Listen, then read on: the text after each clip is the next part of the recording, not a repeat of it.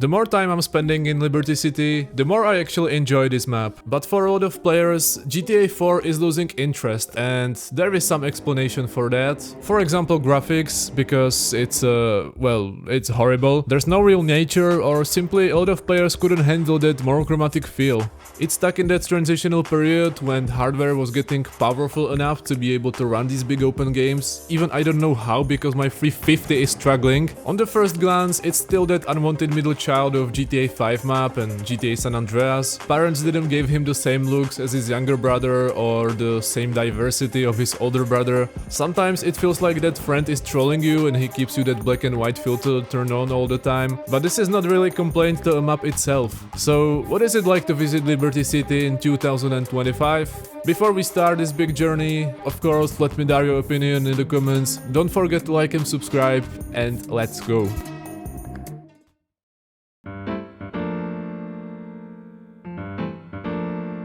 Liberty City intro is always reminding me that accomplished child dream of Kevin McAllister being stuck in humongous city for a holiday, but without Twin Towers and being a Kevin McAllister. Welcome to early 2000s New York. You can see a lot of blurry and huge skyscrapers completely blocking the sun, which doesn't bother you because you're in New York, you're Wolf from Wall Street, you have grandillionaire mentality. But the reality is that you don't even start in the big part of this city. Introduction into the cozy ghetto called Broker is legendary, but you probably didn't say to yourself, what a nice and interesting place that Liberty City. But there was never a point of placing Roman's flats to some fancy location. Apart from making Roman look broken, haha, broken, broker.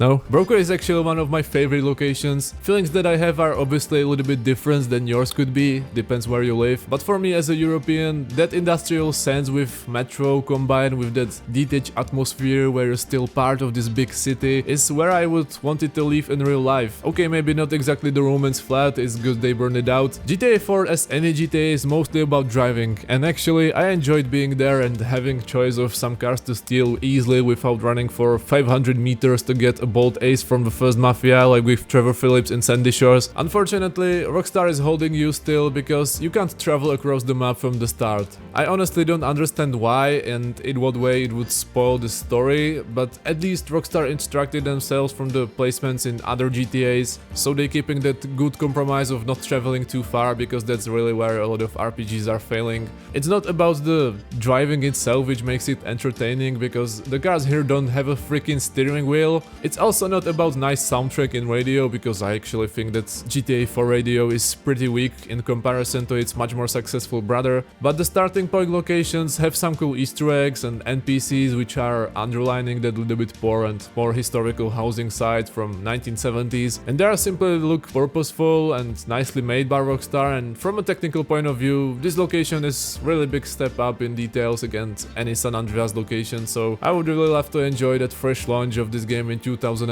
it has to be Revolution. Anyway, when you take a little drive more north of Broker, you could see some really nice apartments in that typical New York style with stairs before every house. The more north you travel, the more it actually started to look richer. Not mentioning that the whole airport is placed there, which of course in the first part of GTA 4 you don't even use it, but I would still take a look there because it's quite futuristic for a 20-year-old airport, and it's one of the few spacious locations in Liberty City if you want to make some drag race or something. But it would be weak if the whole game would take a place in some Romans flats, so we moved to even more ghetto locations on the upper side of Liberty City, Bohan, literally the best name for part city ever. Visually it's more open space, even it is dimensionally smaller than Southeast Broker, but you somehow don't care about it because that's the magic which Rockstar is famous for. It doesn't matter what they sell to you, but they're not simply giving you a product without some deeper thought or Easter egg or just some random NPC on the street. The story of Nico smoothly connects to these locations with all of his problems, his mentality, his new contacts. Everything in Rockstar video game is playing some role, and it's most visible in Liberty City and especially right here. This northeast location is more open space and less industrial after Roman's flat. People you meet there are different and usually they're more talkative. It's almost symbolic for Nico meeting with more open-minded psychopaths.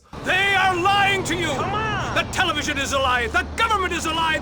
The government is trying to kill you! They want to harvest your dead body and turn it into cheese! The whole part of this town is on a hill, which can represent, and I really don't think this is just coincidence, it's representing your past, which Nico is dealing with the whole game, and it's more connected to central part of this city, which you will appreciate in later progress through Liberty City. That's another plus for me, and obviously for GTA 4, that in comparison to GTA 5, it connects certain places with your story better and more smoothly. Everything feels more thoughtful and joined together like it was meant to be. I didn't realize this kind of things when I tried GTA 4 for the first time, but with every hour spent there, you start to find out these almost incredible details. Except of that, you can occasionally find better cars in this North LC, which is a bonus, and it again helps more with smoothing your experience and progress through that game. Then comes to seeing my beautiful Algonquin. I know it sounds like I'm talking about my hometown, please forgive me, but LC is my second brother, my spiritual animal, especially this central location. Nothing tops out that feeling of driving on fake Brooklyn Bridge with my definitely not crashed car through traffic jam, just to say what's up on fellow police officers who are very tolerant in Liberty City because they are my comrades from the old country. Algonquin itself is the highlight from GTA 4 in my view, because as it is tradition to Rockstar, they are not just selling you the location itself, but the whole Manhattan experience. Capitalism and money-driven mentality in its finest form. Its classic story, depends what New York games and movies you played or watched previously. But for me, Algonquin is reminding me that Spider-Man, which by the way I made previous video about and you can check it out now, but I have to admit it is highlight of Liberty City. For modern RPG standards, Algonquin is pretty small. I don't wanna say too small because the balance of the whole GTA 4 map is actually its advantage, but I feel like New York should have that more atmosphere of endlessness,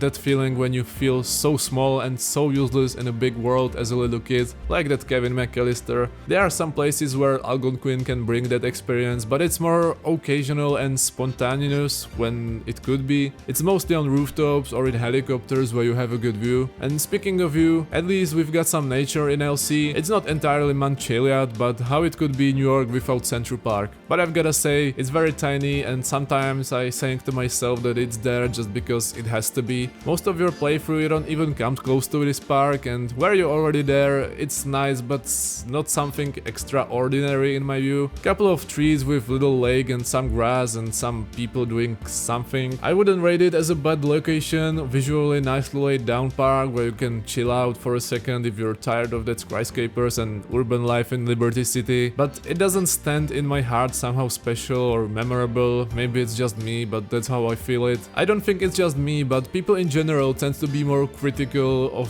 recreation of New York in games and movies, because the potential of this city is incredible and we all know that, but I guess that was the price back in the day when hardware was simply not good enough to run something bigger. Even I would really appreciate it. But still, Algonquin will give you that sense of a big city. Skyscrapers are huge, people here are looking fancier and richer, cars are more luxurious, there's bigger population, extremely wide roads, and everything feels more alive, more self-centered, how it should be. And if you're an architecture enjoyer, I'm sure you'll find your satisfaction in Algonquin, so my rating of this location is 9 out of 11. Alderney! Yeah, some part of me is still wishing that the whole start of GTA 4 would be set here, because I could enjoy more view on Sunset Alderney, but of course it wouldn't make a lot of sense. Anyway, in this point, Liberty City actually starts to feel a little bit more on the bright side, because the streets of Alderney are more colorful with some advertising, some fun Italian streets, some dogs. Also step up in architecture in my opinion. Everything is more spacious and less cramped than for example Broker and Bohan, and it's also final destination for GTA 4, which of course again makes sense in Rockstar Universum. It's just another step up, even the highlight is still Algonquin. It almost feels like countryside in the context of Algonquin in the way that island is situated. There's no crazy traffic or luxury cars, but I appreciate just much more open space. That's probably also another reason why might some people dislike Liberty City, because it lacks more open space like players have in Los Santos or San Andreas or even fucking Vice City, and that map is really small. I feel like Alderney could live its own world as a main place for GTA 4 without the rest of the LC, because except skyscrapers, it's really got everything. It's got industrial side with the dogs, it's got some shopping and restaurant part, there's really some nice apartments and houses, I could imagine living there, but please with some graphics mod, because it's still yellow as hell.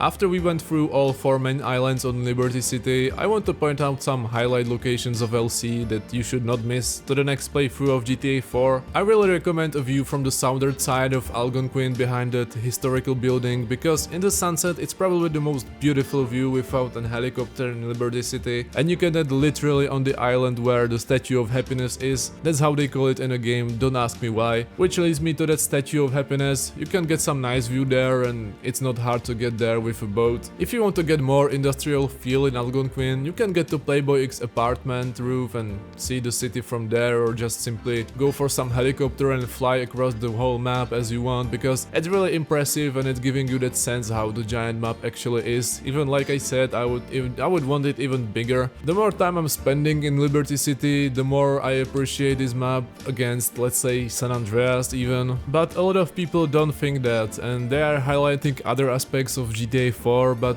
as again, this is about you guys. What do you think? Type me in the comments and I will see you again. Bye!